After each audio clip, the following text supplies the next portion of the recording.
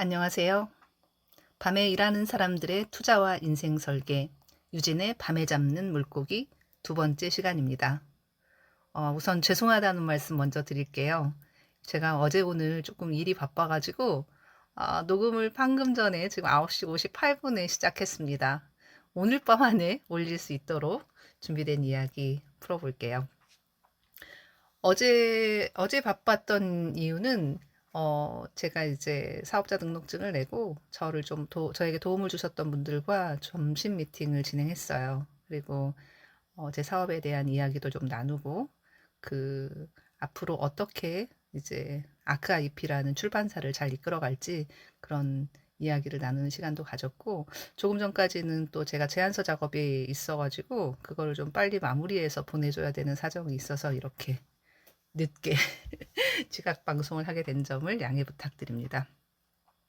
오늘은 제가 이제 월급을 고정급 따박따박 들어오던 월급을 끊고 이 9개월 차에 어떤 점들이 달라졌는지 그 이야기를 좀 해보려고 해요. 사실 뭐 저도 긴 세월 이제 월급쟁이를 하다 보니까 한때는 매일매일 뭐 가계부를 쓰고 그랬던 적도 있는데 어느 순간부터는 또 이렇게 그 어플로도 많은 정보들이 확인이 되다 보니까 이제 슥슥 지나고 했던 시간들이었던 것 같아요. 그래서 지난 이제 또 이 월급이 갑자기 줄어들게 되면 뭔가 제가 계획하는 일들이나 이런 것들에 대해서 불안이 생길까봐 사실 좀 선제적인 조치를 하고 시작하기는 했습니다.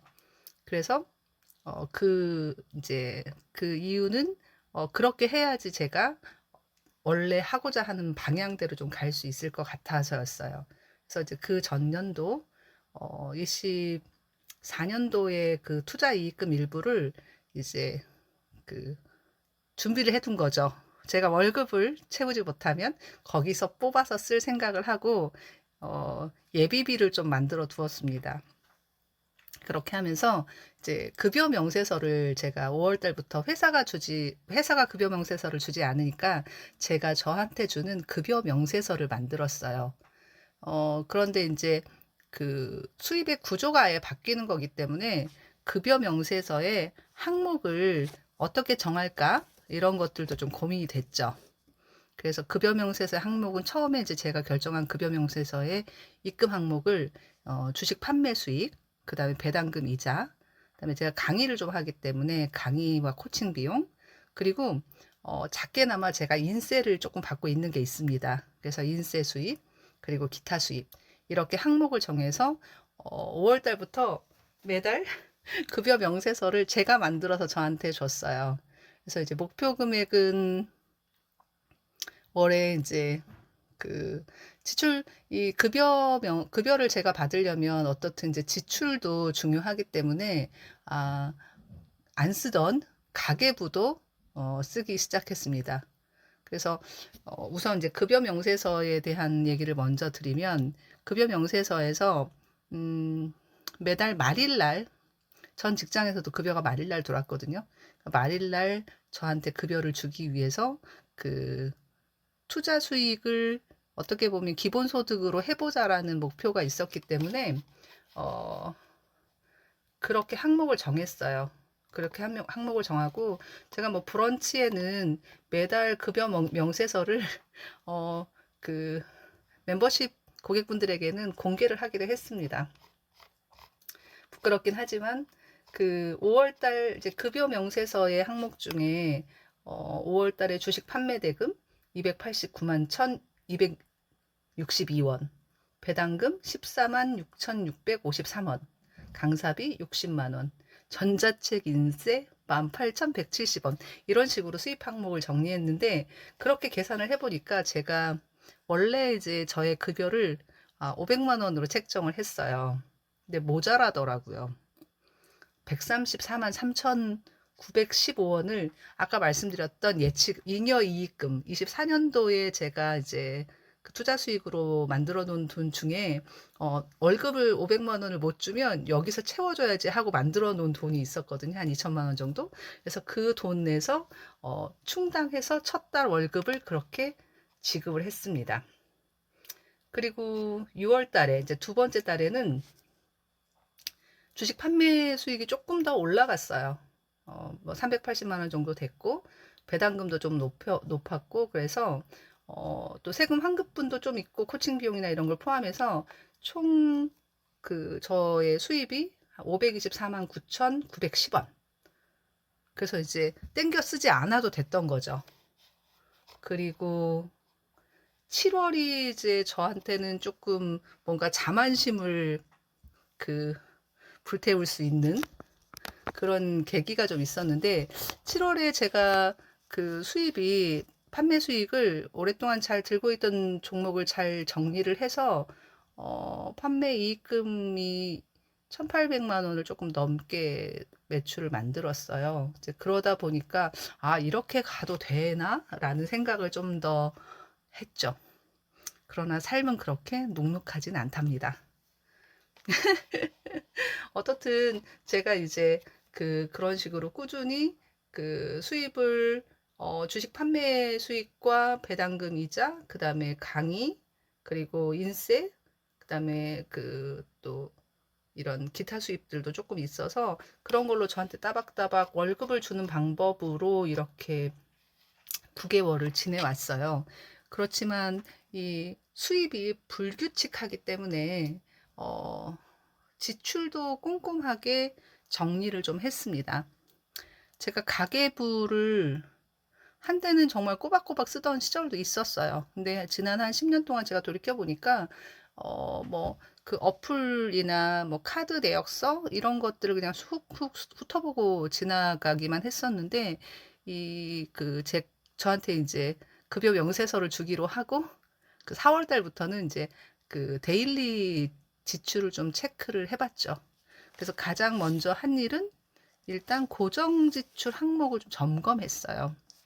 그래서 어 제가 지금 그 가계부 항목을 보면 고정 지출에 좀 뭐 관리비, 교통비, 그다음에 기타 뭐 도시가스나 뭐 매달 정수기, 그리고 또 금융 비용도 있고 보험, 그다음에 식비, 교통비 이런 게 이제 고정 지출 항목이고요.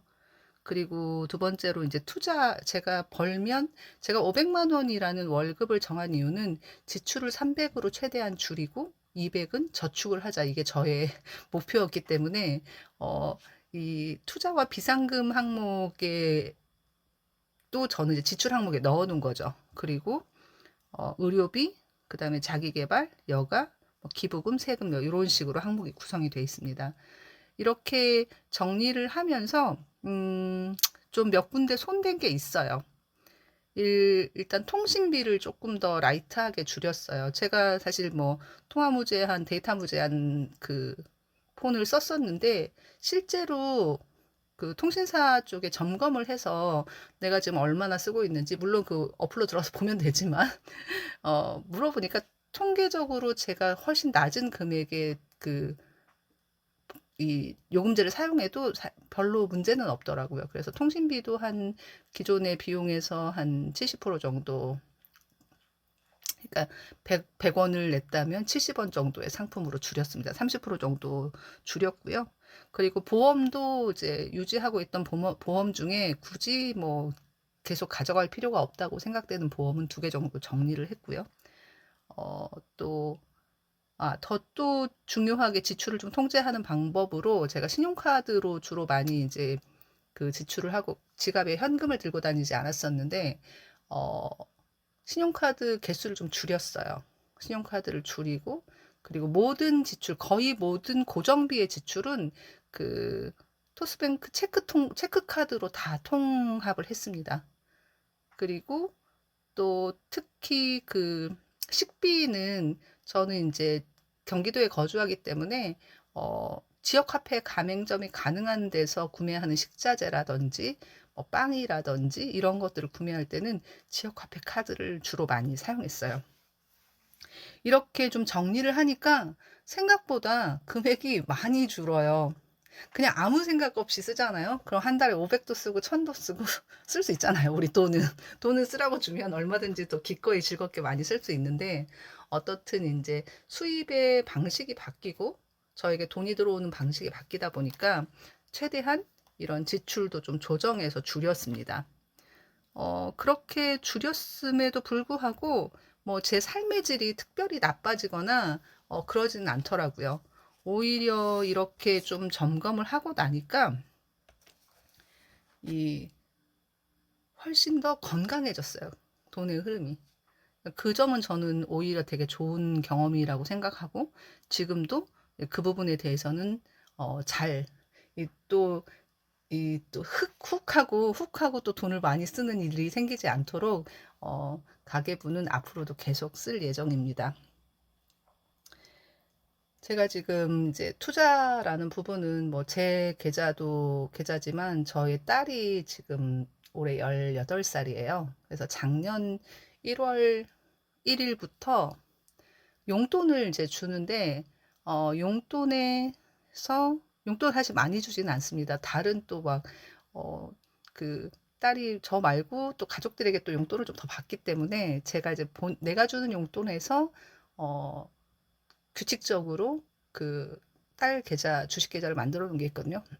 그쪽으로 이제 적금을 하게 하면 제가 거기에 이제 금액을 좀 더해서 모아주고 있어요.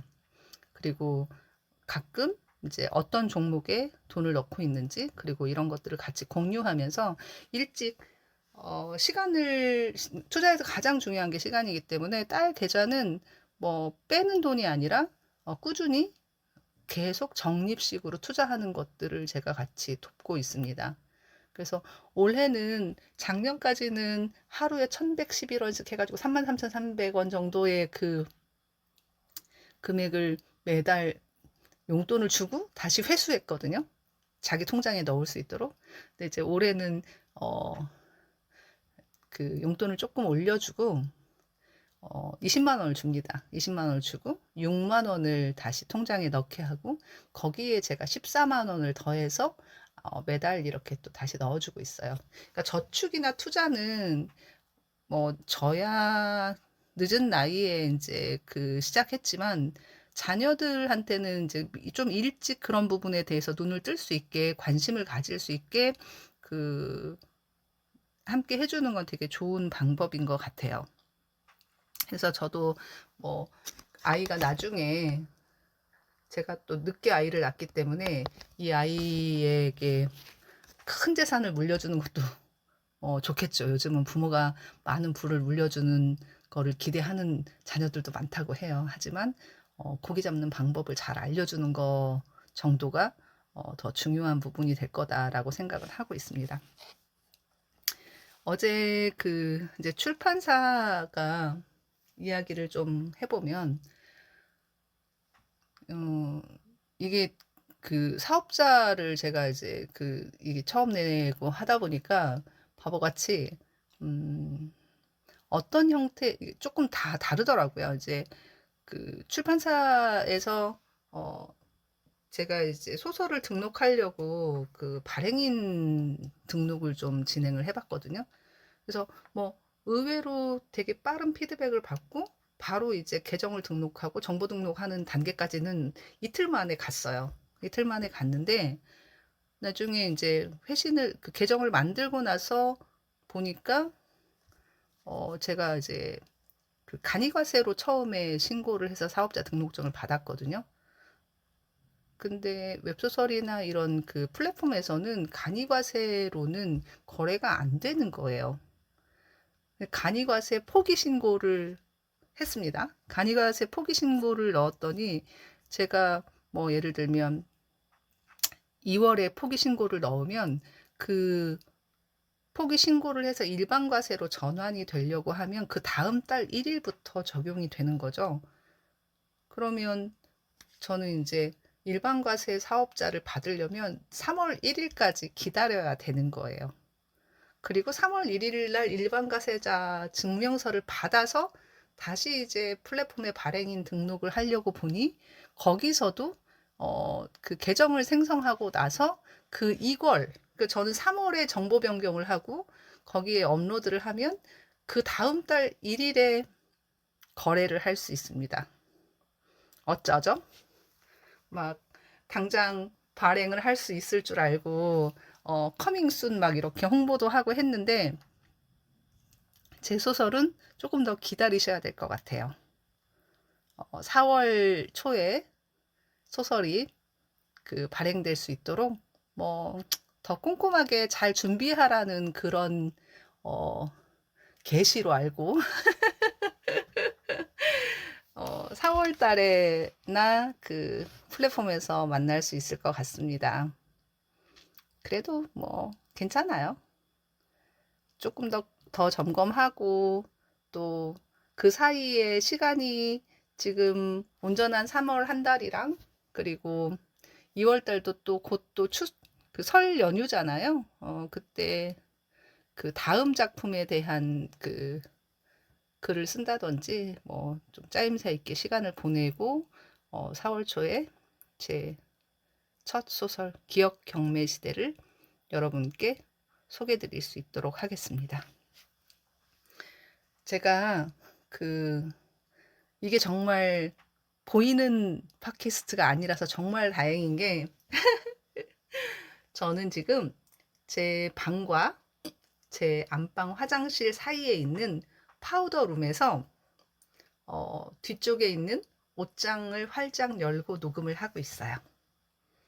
오늘은 지금 이제 10시 14분인데 짧게라도 여러분에게 지각 약속을 지키기 위해서 녹음을 했습니다. 다음 주에는 9시에 꼭 찾아뵐 수 있도록 준비할게요. 오늘은 여기까지 하겠습니다. 고맙습니다.